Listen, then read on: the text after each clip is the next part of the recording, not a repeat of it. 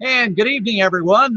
Happy end of August to you. I'm Steve Doyle, along with Doug Hodgdon, Mr. Clickety, and I'm Mr. Clack, and welcome to another edition of Track Talk Live from Model Railroad Academy. Tonight, we're ensconced in the backyard of the G-scale layout of Bob Rivard in Northeast Minneapolis, or Northeast Minneapolis, where everything swings. There we go, G-scale in the backyard.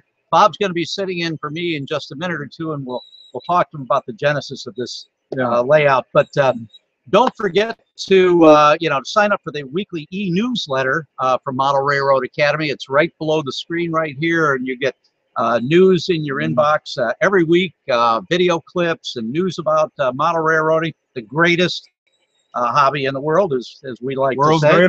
World's greatest hobby, and some other tidbits and stuff like that. So do sign up. It's absolutely free.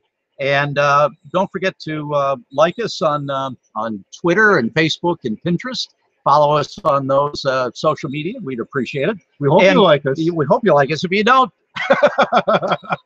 well, we exist for you, and that's why I would invite you right now to email your questions into us for the next hour. We're taking questions live on the air, wherever you are. And may I just say, our thoughts and prayers are with all of our brethren and sisters, modelers down in Texas and Louisiana, and all of you who are heartbreak. And we know we've got a lot of very active modelers down in the Houston area and San Antonio, and I know some personally, and our thoughts go out to you guys, and hope you're back in business with electricity and keeping everything above water. I have visited layouts in Houston. A real hotbed of model railroading. Some very active guys down there. So we're thinking of you, and keep safe. So without further ado, we're going to take a couple of questions that have come in already, but I want Bob Rivard to come in. He is the creator of this layout, this G-scale layout, magnificent, that you see back here, and he's going to talk about it for the next couple of minutes. Bob, come on, swing in here. Okay. Hey guys. Hey. All right, Bob Rivard. I've known Bob for many years, decades, and he has been in model railroading pretty much like me for his entire life. Yep. And now I got started when I was 3. Okay. Yeah, that could parallel me. My mom has stories about being by the tracks, and now see, this is the house I was telling Steve I grew up in. Yeah. So I'm 3 blocks from the Sioux line. Can't see the Sioux line, but I could always hear them. And so I would go up on my bike and wait for them to come up the big hill here out of Shoreham. And boy, they would put quite a show on there when I was a kid. These big, long monster trains. Had no idea where they were going. I just knew it was cool, and that's how I got hooked. Yeah. So Bob, you were in HO to start with, and then you graduated to G-scale. I'm still in HO. You haven't seen my basement yet. We'll plan another show from down there. But for right now, this is one of the fastest growing segments of model railroading. Certainly popular, very popular everywhere. What got you into G? Well, like you said, I was in the HO, and it was just a natural transition with researching and look at this G-scale stuff, the sounds and the smoke and the largeness of it and scale. And it's just something that drew me to it. And I thought, well, maybe I could dabble with it in the backyard a little bit, and I'll just keep it a basic switching type, nothing too elaborate. I mean, you're going to have to, in a city backyard, you're going to have sharp curves. You're not going to be running, fast mainline trains in a little yard. It's going to look great. So I wanted to come up with something that looked believable, like it could actually exist. So I ended up, in 2013, it ended up on the cover of Garden Railway magazine. All right. So I got 3rd place for their contest. So it actually was pretty cool. My trestle you can see back there, that was a solution to ease a 4% grade. It's like, hey, I'll do a Tehachapi loop trestle situation, and the trestle is completely scratch built. And you were also in Great Model Railroads. Great Model Railroads of 2001. Great Model Railroads. There's the Milwaukee Road U-boat on the cover, and there's the Sioux line in the basement. So how many running feet do you have, Bob? This yard is about, I would say it's 35 feet by probably 40 feet, about the rough spot. And I ended up going out to the front. my fiance actually gave me permission to go under my front steps because I had to rebuild them a few years ago. They were crumbling, and it's like, well, I think as long as I'm rebuilding them, let's have the railroad go underneath. So It's only the secret behind every successful model railroader. It's having an understanding spouse, significant other, as we all know. True. That is so true. Well, Bob, we're going to bring you back in a few minutes, You got and we're it. going to start getting to the first questions. But Okay. thanks for sharing it with us, and Not a we'll hear problem. from you later. You got it. Okay, so we All got right. the cheaters on. Let's get down to work. Okay, Danny has asked, my question is about wiring. I'm sorry. I'm using 14 gauge wire for my bus line. Can I have 2 open line ends, which is 23 feet, or should I have only 1 open line, which would be 30 feet? It's for DC or DCC. It's not quite sure yet. I think, the best thing to do is probably have it in the middle like a T, and then go off from there. Try to have Close it in to the the middle center of as this you layout. can. That would equalize the voltage both Yeah. ways. Yeah. Yep. So And either DC or DCC. Wouldn't Right. matter, though. It would apply both ways. good. Okay.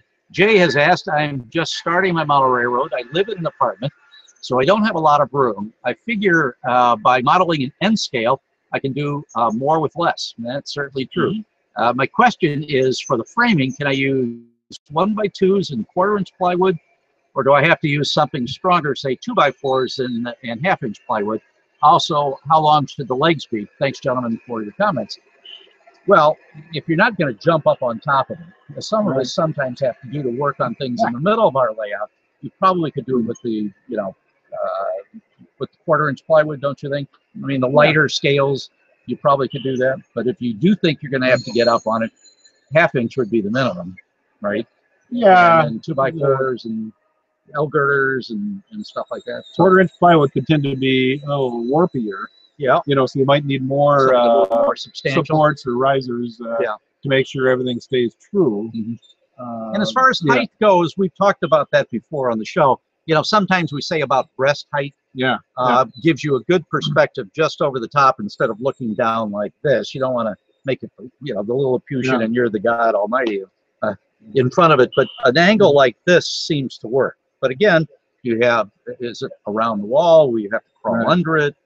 Those are considerations. If it's the middle of the room and you don't have to get under it a lot and you're just going to walk around it, make it the height you'd like to make it, Well, I think before we mentioned that, I would make the legs a little bit taller, and then you can always saw them off.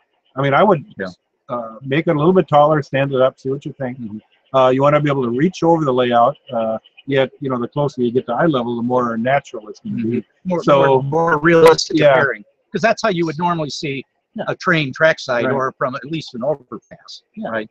And then what you want to do is once you chop them off, you get the right height, put some little screw levelers at the bottom. You can get at any of the discount stores, the home do-it-yourself stores, and that way you can get it level so it's not splint on one side and you're rocking and rolling and that sort of thing. Trains don't like that.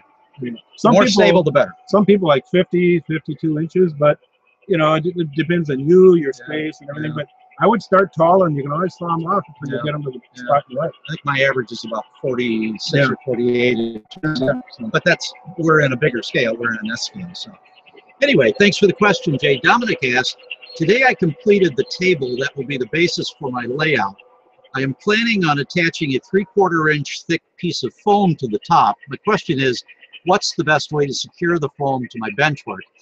I immediately said, like liquid nails for foam board, or even tight bond. And you said, I'll just screw it in. Screw it in, countersink it into the foam. That way, if you get tired of it, and want to move it around, you can. Depends on how permanent you want it. If you think you might want to change the scenery, modify your layout at some point, then you just screw it down. You can always pull it right back up again. Just use enough screws to hold it. Yeah, you can put the screws in and then unscrew them once the glue is finished. Or if you don't want to screw it in, just put weights periodically over it and leave it overnight. You can basically countersink the screws right into the foam. Yeah, usually good to go. Do you have any tips, Brad has asked, for putting together micro train couplers? I think you said magnifying glasses. Why would you want to? Yeah. unless someone gifted you, Yeah. you know, packages of it, it's probably cheaper and less aggravating. Yeah. You use a lot fewer expletives. Right. Right. Every time that spring shoots Oh, up, off into the Yeah. universe. so I would spend a little more money and just buy them assembled, and it's I think it's worth it in the long run. Okay. But thanks for your question. Let's see. Brad also asked, is there any way to modify the normal N-scale switch and make it so that when it's switched to one side, no power is going to the other? What do you think? An N-scale switch. Well, depending on the brand, Yeah. normally they have a strap that is molded into One of the ties, right? one of the ties that interconnects the stock rail with the point rail to keep it fed. Mm-hmm. And so if you find that tie with a little bit of experimentation, you can cut through that tie, and Cut the power. that will cut the power.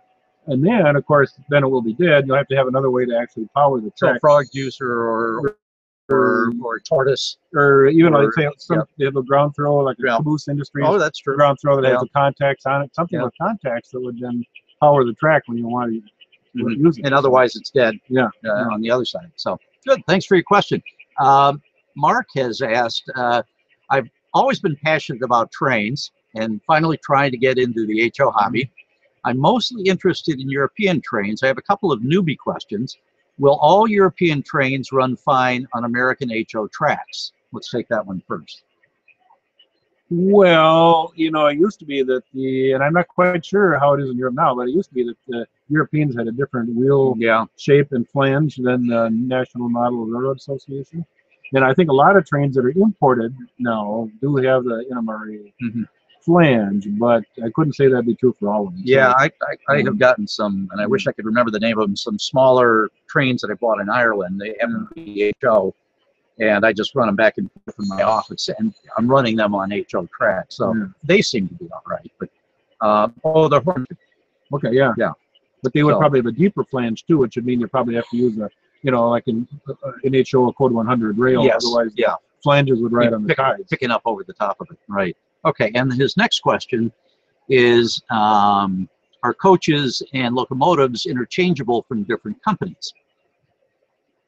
In the U.S., yeah, I mean, for the most part. Well, no. Or For you mean- European, so bringing in European ones. Well, Can he interchange with, well, he's talking about different European brands. Oh, So, well, you might have to change the couplers. I mean, modify the couplers and have one standard uniform coupler for everything, that sort of thing. But I mean, people do that all the time. certainly could be done. Shouldn't be a problem. And will one transformer power a pretty big track? Or the bigger track, the need for more transformers? He's talking about powering it now. Yeah. He hasn't really said how. You can say what scale he's in. But generally, no. I mean, that everything nowadays is pretty much CAN motors, and so. Well, he did talk about HO. Oh, HO. Okay. So, but you know, pretty much everything is CAN motors, so you don't need a ton of actual brute power. But you'd want to have feeders. If you have a big layout, you want to have feeders spread out around your 5 amps do it for him, do you think? Oh, certainly. Yeah. Easy. Okay. Have feeders around your layout so you have uniform power through it. Okay. Let's see. I'm going to come back up here and hi guys. Thanks for trying to help an old, he's got that capitalized, model train fan begin flying again. Oh boy. All right. I got back in only 16 years ago, so when I was 50. So, can you build a shelf railroad big enough for a two main without attaching to the walls?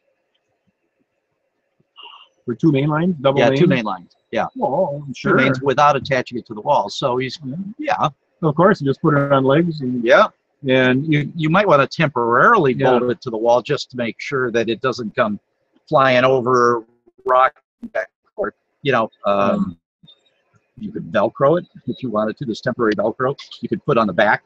He hasn't said whether he's going to have scenery background to it, but there are lots of different ways you could do it, and maybe if you do temporarily screw it to the wall with a couple of L braces or L brackets, just spackle it over and I mean, just a few little holes. You don't have to go crazy, but just a few holes here and there, and you know, different than hanging a picture on the wall. But certainly you could do it without doing that. You know, it just make it stable around. Sometimes you're making like a bigger layout, like an L shaped or something. You can actually build the layout so it sort of locks itself into the room without actually attaching it. Cole has asked, I know that running a DC engine on DCC track can burn the motor. Is there a danger in running a DCC engine on DC tracks? Well, some DCC decoders decoder have that function where you can run them on DC. So, although it's been my experience anyway that generally they don't run as well on DC as they do on DCC. But you know, if for some reason you really have to, you're negating some of the reason why you'd have DCC on it. For that smooth, slow running operation and all the other functions and stuff. So. Yeah, I'd say check with your decoder manufacturer and see if that is in fact true, if your decoder will work in DC. Right. EJ asked, I'm moving abroad and sadly need to sell my electric trains. I was just wondering if you knew of anywhere other than eBay where I could reasonably sell them. We've handled that question before. Oh. Yeah. Sorry to hear you're having to do it, but moving abroad, that's exciting. Yeah. You might be able to pick up something in the new country. There you go. Yeah. Let us know how that goes. Start fresh. Okay, so he's selling off his collection. What do you think? Well, he didn't say what scale it was, but I would say the best thing is to contact a local club. And you can find that out by if you happen to see any flea markets going on in your town, or they come up usually several times a year, or at least if you're in a metro area, you probably have it. Just ask around if you have any train buddies. Yeah. You know, they would probably know. So, but again, let us know how it goes when you go to the new country, if you're going to pick up one of their trains. So get back to us. Yeah. Jack has asked, I've been in love with trains all my life. I'm in college, but back home for the foreseeable future. Good, I'm starting young, and I want to get back into it. I got an analog set from my dad, and I added to from his dad, and he's added to it over the years. But now I'm starting to get my feet under me, and I'm trying to figure out what road and what place to model. I think my time period will be anywhere from the 1930s to the 1950s, and I'm thinking of the Southwest mountains and desert. Do you have recommendations on where to start my research other than Wikipedia? Well, there's lots of online help. I mean, there's scads of that. Yeah, I mean, there's so much wonderful stuff. I mean, no, I model a Southern Pacific, and I have the same kind of feelings. And but you could certainly there are books just on American railroads in general, where you could read about railroads in the Southwest. You know, I happen to be just connected to the Southern Pacific, but there's you've got the Union Pacific and Santa Fe and all that down there. And so, the 30s to the 50s gives you an opportunity for steam and maybe some very early diesel. You know, if you wanted. But mostly steam, don't you think? Oh, yeah. Well, that's cool. Cool stuff. Yeah, I would just start doing some research and read books and just see what just really grabs you. And let us know how it's going. And if you have any questions, yes, Doug. Yeah, right. Doug knows it all. Sure. So Mark has asked, I've been passionate about trains and finally getting into the HO hobby. We've already handled it. Sorry, Mark. Whoops. Yeah, we're kind of taking this one out of order, so sorry about that, folks. Okay, Mike has asked, I started applying ground cover to my city scene in the non-cement areas. I use earth tone latex paint as a base. That's good. Then applied Scenic cement with a brush, and then applied a couple of earth tones, soil, and a perk grass. Finally, I used an eyedropper. I'm not happy with the results. There are blotches where the eyedropper dropped the Scenic cement. Tomorrow I'll try a spray. What do you think is the best technique? Can you use wet water? Well, that helps disseminate the glue more evenly throughout, right? If you spray wet water on it. But I'm wondering, did his first coat dry first? I mean, if it's dried, why would it splatter like that? Yeah.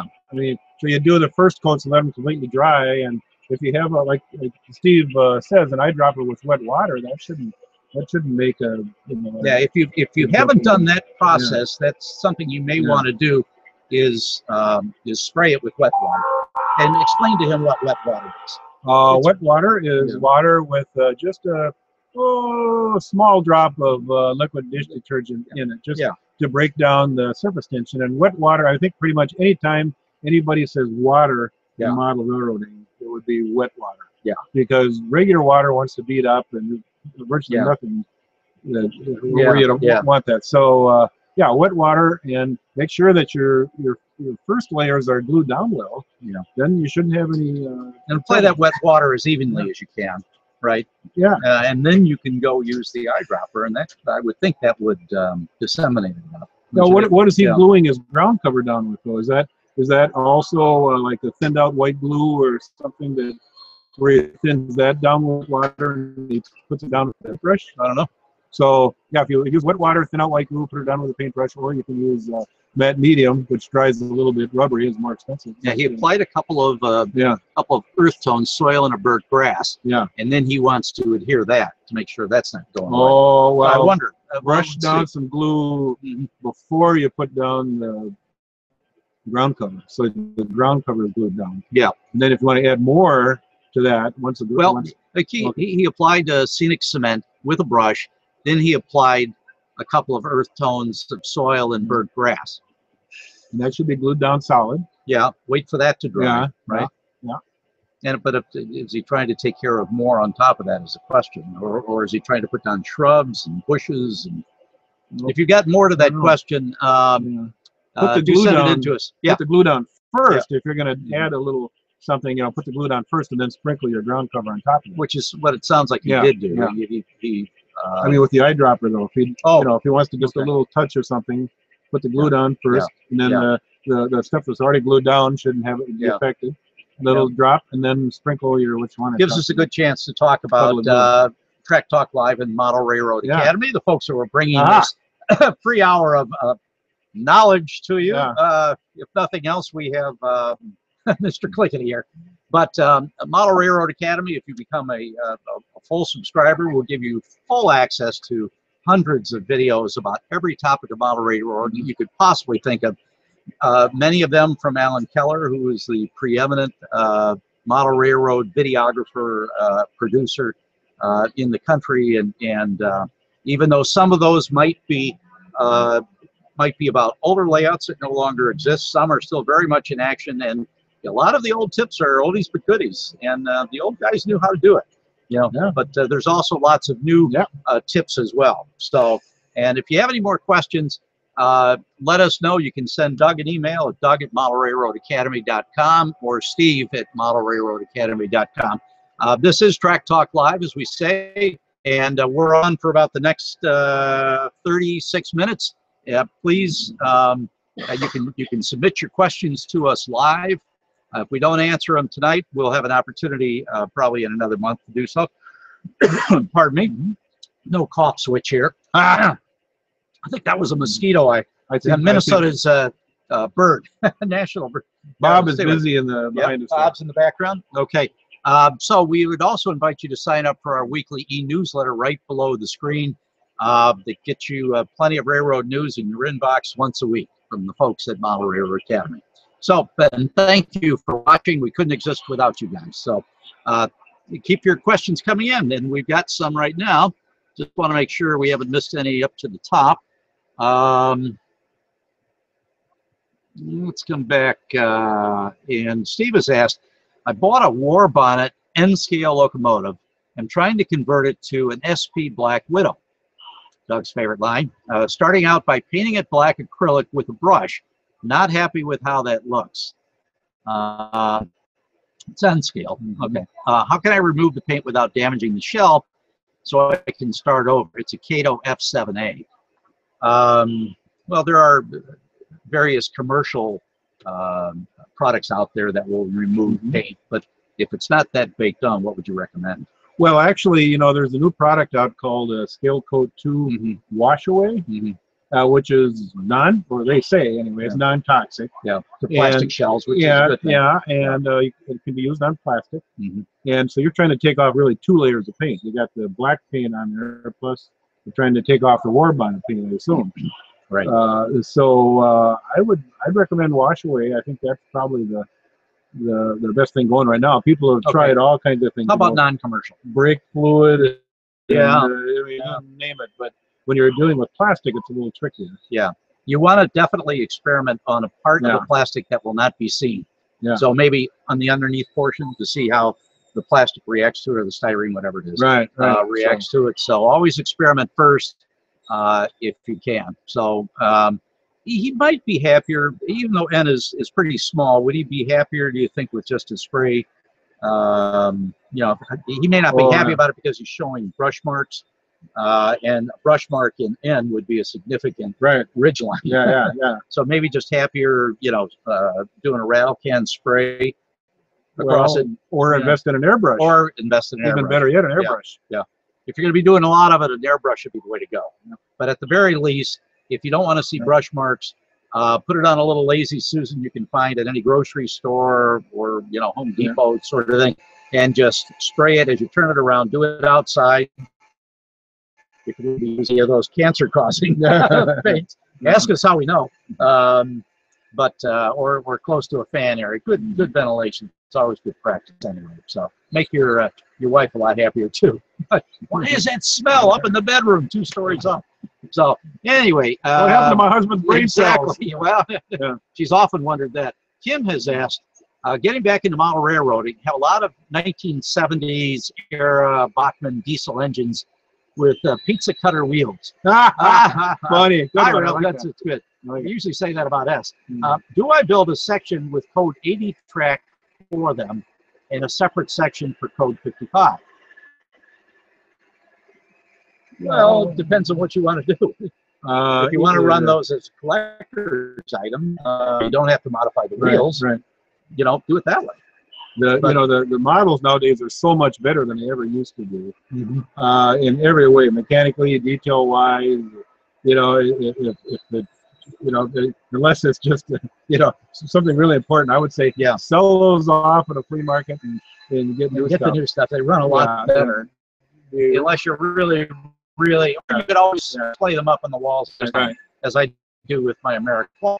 So. Well, and if you buy pizza, there you go. You got some pizza cutters. Well then, okay. Dennis has asked, is there a universal reset for DCC locomotives using a Digitrax controller?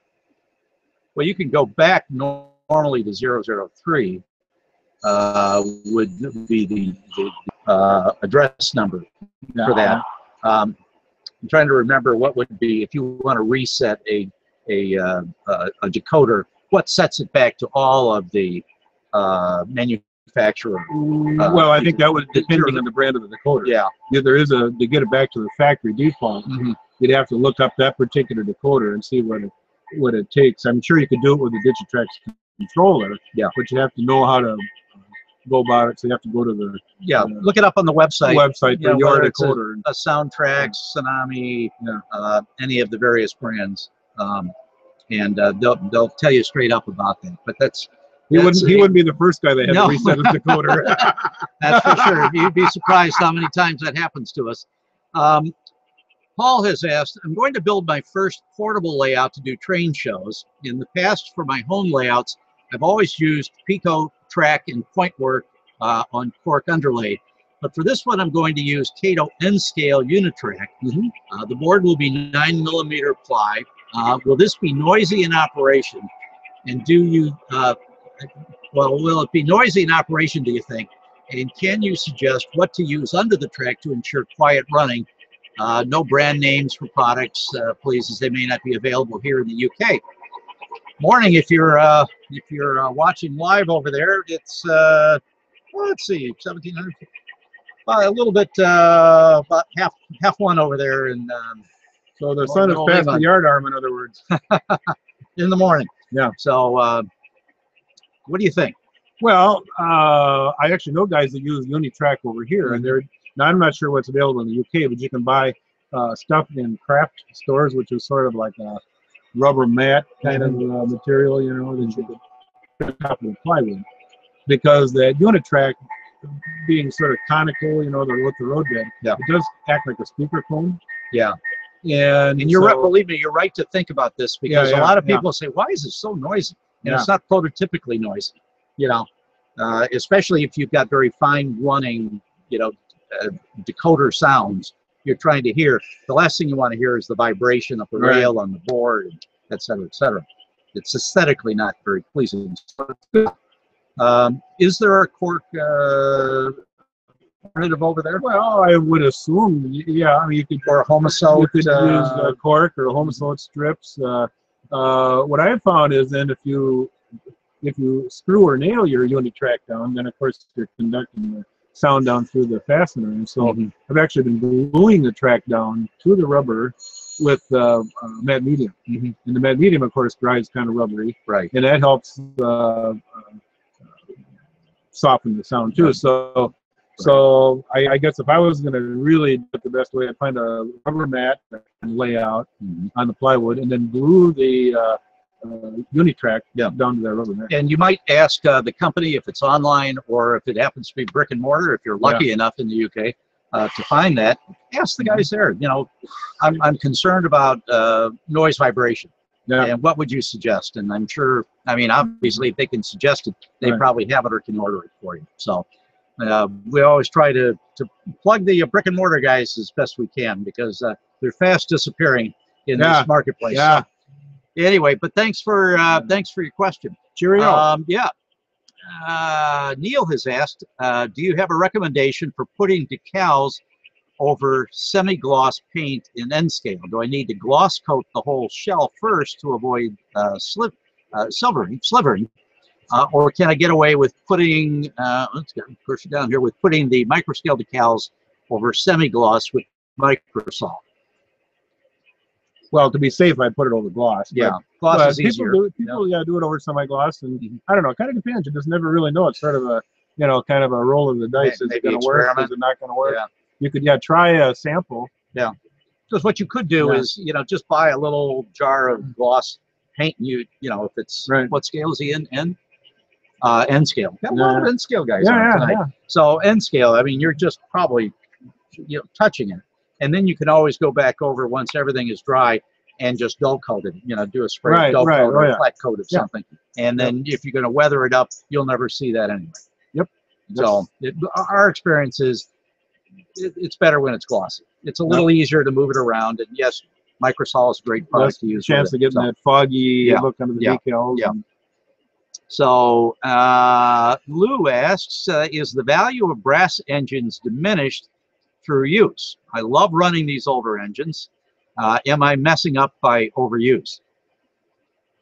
I don't think so. I don't think so. They make new motors for brass from any number of sources if you happen to blow out the motor, but really just if you're gonna sell it, you're gonna buff up the wheels anyway, to make it look nice and clean. But I think a locomotive, one that's been well used, is a happy locomotive. You've broken it in. They're exercised. The trains love exercise, as we've discovered. As long as they don't get damaged or something like that. But I would say, sure, run it. Be careful about the details. And great. But that's a really good question here. So Dieter says, I'm new to this hobby, having been occupied with radio-controlled model aircraft until now, and listening to your presentation with great interest. Okay, thank you. I have built a 4x8 tabletop with 1-inch foam. So he's topped his 4x8 table with 1-inch foam. Here's my question. Where can I find an HO track layout which is not too complicated, but does include tunnels and perhaps 2 levels above the foam plate? I'm sure I'll have many more questions as he goes forward, but he thought he'd start with that one first. Really enjoying your chat. Thank you. I really appreciate you watching, Dieter. HO track diagrams. Lots of them online, lots of magazines out there, which you probably pay for, but there are probably lots of sources online. If you just do a search, HO track layout, examples or even images, if you do it in Google, and you may find these things pop up. So anything else, you're more in tune to the HO side than I have been. Well, Atlas actually has a book that they sell showing how to build layouts using their components. And then when I was a kid in the old days, that 101 track plans from Kalmbach was a great book. I mean, it didn't show you the components, but it showed you a lot of really good ideas about track planes. There are so many publications out now about track planes. It's just endless. So if you kind of focus in on what you would like to do, let us know. Call us again. We'll try to help you out a little better. He's looking for 2 levels, so tunnel portals and things like that. Does he have to worry about how steep his inclines are from a degree standpoint? He's got 8 feet he could do it on, 4 feet to go across, and then 8 feet to descend again. So what does he need to be concerned? Could he do a 3 degree, 4 degree? Or percent. Or percent. Yeah, well, I mean, if you're running short train, 4%. You know, 1 inch and 3 feet is about a 3% grade, and you know, for a small layout, you can get away with a 3% grade. So it doesn't look too lucky. Roughly figure 1 inch and 3 feet, and then this is HO, so he needs 2 inches of clearance if he's going to go up and over. He needs 2 inches of clearance to do that. Yeah, so, and you can camouflage some of those grades with by making it a cut. You know, having it part of a hillside and then the cut for the railroad and then up again, and that kind of camouflages steep. That plus it gives you a nice little canyon to come up. Not saying whether you, but even rural layouts or urban layouts can have that sort of thing. You do canyon walls, you know, concrete. So retaining walls, that sort of thing. Oh yeah, for sure. That's great. So it's well, it's 36 minutes past. We won't give you a station break yet. Let me just see. We've seen all of these. You know what? Where's Bob? Let's bring Bob back in. Bob is going to hop in here while we wait for more questions. And excuse us. Well, where did Doug go? I'll be right back. Oh, Doug has got show and tell, so you're probably wondering where everyone is. Hello. We'll be right back. Right back. Okay. Doug, take a seat, Bob. Hop in there. You got a show. I always like to show this periodically. You guys have show and tell.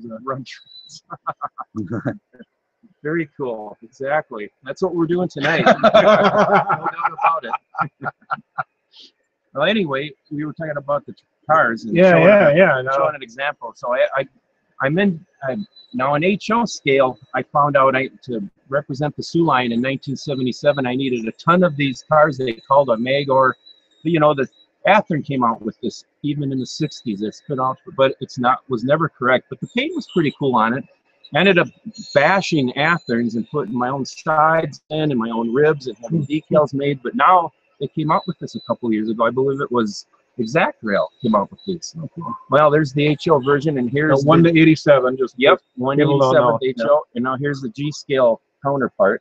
So I got into it so heavily back here in the backyard that I scratch built a Magor car in G scale, 120, which is 129 scale. 129 to be exact. Yep. So I had decals made for this. Cool. Good old Rick Johnson had got me through this project, and the lettering, it turns out to be the hardest part of a project sometimes.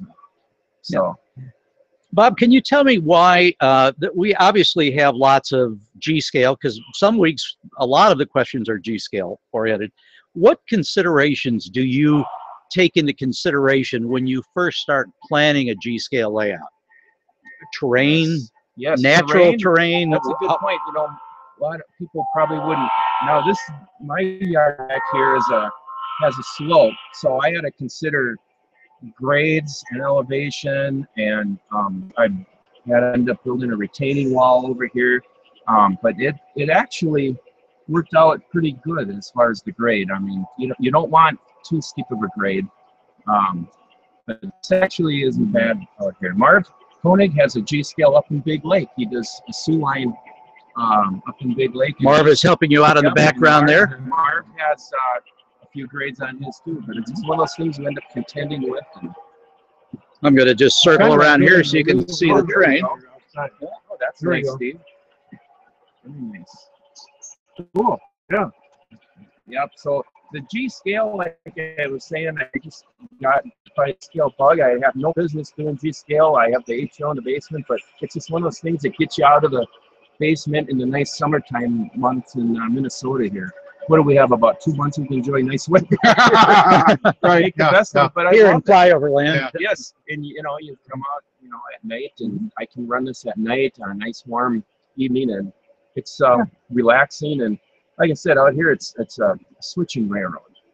So we actually have a car and waybill system out here. We can actually operate this railroad out here. So how many guys would you have out here on a typical operating night? I have 2 throttles, so a friend of mine, Kurt, he'll come over. Sometimes we'll have little operating sessions out here. Marv Koenig, if he comes, Marv turned me on to the G scale air wire concept.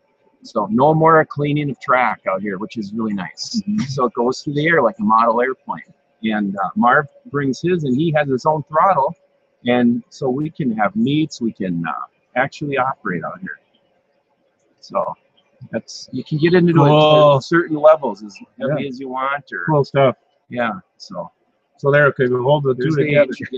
Two together, so yeah, people can see the difference. There's that's what. Well, one thing, it's easier on the eye, on older eyes, re-railing these boys as opposed to Z scale or N scale. I love N scale. They've come so far with N scale through the years. I mean, it operates nice now. It's a flawless operation. I mean, we saw down in St. Louis at the Prototype Modelers meet last month. There was a fabulous N scale railroad, and it's a signal system, and yeah, it's amazing. If people want inspiration, finally, Bob, for a G scale layout, where would you suggest they start? Garden Railway Magazine. That's where I started, and that one of the first things I started this railroad out here about, I'd say 10 years ago.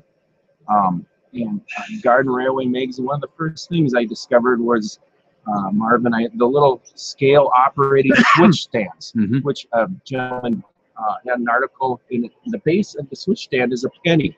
So you cut 2 slots of the penny, and your handle goes into the slot like a real switch stand. So these are operating switch stands out here, which is kind of cool. And you have understanding neighbors, so when you're blowing the horns for the crossings. Yeah, I try not to do too much at night in the city here, but they're very understanding. Great. Well, thanks for having us in. We're going to get on to. You got it. Thank you. Yes. Back into the anchor chair. So we'll remind you that you're watching Track Talk Live from Model Railroad Academy with Steve Doyle and my buddy Doug Hodgdon, Mr. Clickety, and I'm Mr. Clack. And we invite your questions. Send them in right now. We've got about another 16, 17 minutes. If we don't get to them this week, we'll either answer them by email at doug@modelrailroadacademy.com or steve@modelrailroadacademy.com, or we'll handle them next month. We're looking for your cards. Yes, because we exist for you guys. So ask us questions. There are no dumb questions. If you're just starting out, that's how we all started out at one point asking what we thought were really embarrassingly simple questions. But everyone has gone through it, so we're here to kind of help you guys get through it and progress in what we feel is the world's greatest hobby. Yeah, there's a lot to learn, but that's, I think, what makes it fun. I mean, the learning part is a big part of the hobby. Well, and also, if you have the opportunity, as we've been lucky enough, with very active HO group you were in, I have a very active S-scale group up here in the Twin Cities, but doing it with buddies, it adds another dimension to it. Not even if you're not doing operations, but someone just to eyeball what you're doing, maybe take a hand at the throttle, maybe make a suggestion on tweaking the scenery here or there, or bringing one of their engines over if it's compatible, and that's the fun part. So you get a little bit of work done, you do a lot of chatting, but it's nice to get work done. Sharing the hobby. We're getting back into a lot of us go into a hiatus during the summer. My hiatus, unfortunately, has been about a year now. Hopefully, we're going to be changing that. But we're getting, at least in this part of the country, we have very short seasons for doing outside stuff, and that usually is May until about September, and then we start to hunker down. Everyone takes their boats and their docks in, and they think about closing up the cabins and really getting down to working in the basement again, or upstairs in front of the TV doing a modeling job while you're watching football. So anyway, we're getting back into modeling season up here in the Twin Cities, and I hope you guys are doing the same thing. So let's get back to some more questions here. Riley has asked, my model train layout is on a board that slightly sinks, causing the train to go up and down a small incline. Is that okay?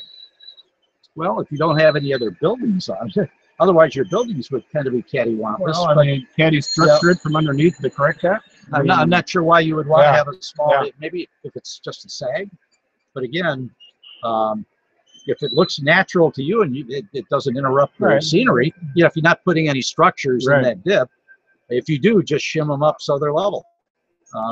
That could be a little dip.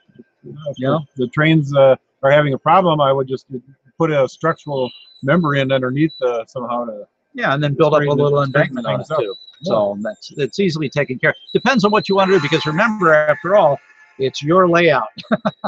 Always remember that. That's right. Don't listen to what this guy says. It's your layout. You can make all the mistakes you want because, by God, it's yours. That's so. Right. Anyway, Greg has asked, hey, I'm close to putting together my first HO train board. I have 2 sheets of 4x4 plywood and going to attach 2 2x4 sheets of plywood to allow 22-inch radius curves for a final design of a 6x8 table. Do I need foam board on top of this? I've seen just plywood, just foam and bolt. Why would both be used? Is it a must or a preference? I don't plan on any grades. Well, a foam core board would allow you to do some, even though your cuts and scenic thing, that even though your track, like even you could just carve out a pond. Yeah, as a matter, it'd be a lot easier than gouging out, you know, with a hammer and chisel the plywood. So yeah, maybe scenic relief, even though your track might be level, you could do some scenic relief, carve out streams or like you say, a lake or something. Now, have you thought about how you're going to sound deaden? Will you be having Homosote over the foam board, or you could do, you know, you could put Homosote, a sheet of Homosote on top of the plywood, which some people will do, and then you just, you know, then you just have to kind of carve out the Homosote, which is just really hard packed paper, cardboard almost, you know, that's that will make lots of dust, but it will allow you to kind of chisel away some terrain features if that's what you want. I'm not sure why you'd want to keep it on plywood. That'll be noisy. Right. So you'd want to cover it with something, whether it's, you know, a cork roadbed or rubber or, you know, something of the like, right? Any other suggestions you can make? Well, yeah, it really depends on what he wants to do. I mean, if he isn't really all that interested in having a lot of relief in the scenery, then you know, I mean, he could put the track on some cork or homo bed or something like that for sound deadening, and then just leave it flat, or, you know, leave it flat and then maybe down the road, you know, phase 2 would be adding some scenic relief to it. And, you know, you can always cut away the plywood too. Sure. So there's a lot of different ways of doing it.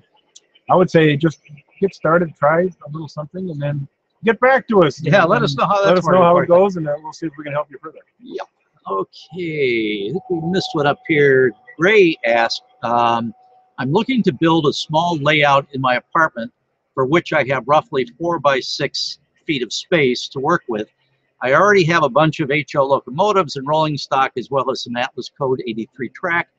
If you guys have any ideas for an interesting layout design that could fit within that space, I'd greatly appreciate it. Again, that's probably getting, you know, the 100 great model railroad designs, or you can look online. You could even put in those parameters, 4 by 6 HO layout design ideas, and see what comes up. I mean, you know, the web is just a magnificent source of information like that, but there are tons of magazines, you know, for layout ideas. 4 by 6 is getting a little small for HO, but depending on what you want to do with it, kind of depends. You could maybe do a little miniature switching layout. When I was in an apartment years ago, decades ago, I actually built a shelf switching layout. So I didn't have any continuous run, but it was plenty of work for me while I was in this apartment. And then actually the plan was then I would take this, turn it into a module basically. When I had a house, take this module and then build it into a larger layout later. So it worked great. I was really you know, kind of getting ahead of the game by preparing a module that would fit into a bigger layout later. Yeah, and then you always knew you were going to do something grander than that. So, you know, work within what you have now. There's no right way or wrong way. And it's, you know, you can always start with something, just doodle. You know, doodle and then start doing some, you know, some little spurs off that, and maybe some sidings, and, you know, what is it you want to do with that layout? I mean, these are all considerations. You wrote a very good blog series a couple months back on you know, really designing, building a model layout. What aspects do you keep in mind? Those are available on Model Railroad Academy. We might point out, Gray, and do look those up, because Doug comes from a position of being involved in model railroading now for, well, I'd say 65 years. He comes by the gray hair naturally, but it also shows he's made a lot of mistakes, and he's also learned a lot of stuff. You know, most of which is sifted out by now. Doug, what's your name? There was some fun mixed in there too. Well, it's because he's been breathing flow-quill paint, which unfortunately for him has killed a few brain cells. Always do your painting outside if it has any bad stuff in it. So sometimes if model railroading is a challenge, I mean, then you really appreciate it when you succeed. So I would just go for it, try it out, and be sure to get back to us if you have questions as you go along with this thing. Doug has done a million of them, and Dave Jasper in our group has done a million HO and S scale ones, and there's lots of good advice out there. But check online. I would just, in your spare time, start to doodle some stuff. You know, do it out on you know, 1/4-inch paper, and you know, where 1/4 inch represents a foot, and then you know what you got, or make 2 squares equal a foot, you know, and just start seeing what you can do. If you want to have it right out to the edge, that's not necessarily the right thing if you got hands coming in and wanted to touch. It also takes elbows pretty poorly, so you may want to have it inset a little bit, so take that into consideration. But you don't have to be an artist to do that first draft. And you know, your first work, maybe just kind of an experimental work anyway, so maybe it would be something that you wouldn't even want to keep. Just kind of think of it as a practice. Sure, practice run. Yeah. So good. Let us know how you're doing with that, and if you have any other questions, do let us know. That's what we're here for. Peter has asked, I have a DCC ready Bachmann HO GG1 model. I have a DCC controller with the NMRA 8-pin connector that I'll be using. The minimal, he says, documentation that came with the model shows a switch to allow the model to use the pantograph to get power. This sounds really cool. How would I wire my DCC tracks to take advantage of the pantograph? He wants to use that for power. Okay, all right, that's cool. So you're going to have a catenary and the wiring, and I take it it's probably the Pensy. If it's GG1. GG1 would be. So any suggestions? Would the above train wire be wired in parallel with one of the tracks? If so, how should I wire up a turnout? Well, there you go. Cool idea, though. Yeah, I mean, basically your power wire would be would duplicate the rail. It would be the cutoff rail on that switch, and so that was very common even in DC to do that. It shouldn't be a big problem if you already have the switch in there, and you're going to hook your decoder up so the switch is still active. That shouldn't be a problem. You just have to make sure you get the rail and the wire coordinated so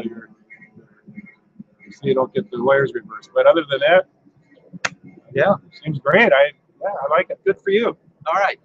Ben asked, what's the best way to create my own white, light gray, or silver decals so I can model my favorite roads? His own white. Well, white is the most difficult color if you're doing it at home, and a lot of, you know, for years they were using the old Alps printer. Right. Which I happen to have an old one. Hey, want an Alps printer? It's yours. I think some people are still using those Alps. For boat anchors. But it's hard to get ink for it, but it is possible. I mean, someone's doing it. What other suggestions would you have if he wants to do it himself? I know there's some paper, some decal paper out there that says 4 white decals, and it's a special 4 white. Right. But there must be some drawbacks to that. I have it, but I haven't really used it. So what would you suggest? Go to a professional and pay to have it done? I would find somebody. It's probably easier because you want to have a good quality decal. You're probably easier to find somebody that will custom print the decal for you rather than trying to do it yourself and buying all the gear and learning how to do it, and you know, all that. Just and the prices are really pretty reasonable. If he wants to model his favorite roads, so his favorite roads might not be his own road. In other words, he's coming up with a lazy toad or something like that. But it may be his favorite road might be the CB&Q. Well, there's tons of decal makers out there who already have those, done up. Micro scale would be, example for that. I think they even sell. Kitschy is doing it now, it, and there are people who will do custom decals too. So.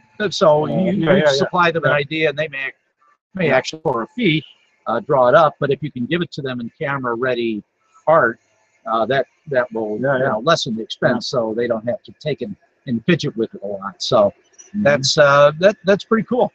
I've not done it myself, but I certainly know people who have done it, and with varying results. Yeah, that's what I mean. Really, if you're going to do it, you should get a professional job. Yeah. Let me just make sure that we haven't passed anything up here. I want to make sure we've gotten all your questions in because we have about 4 minutes to go. No, I think we got them all. What have you been doing train-wise in the last month?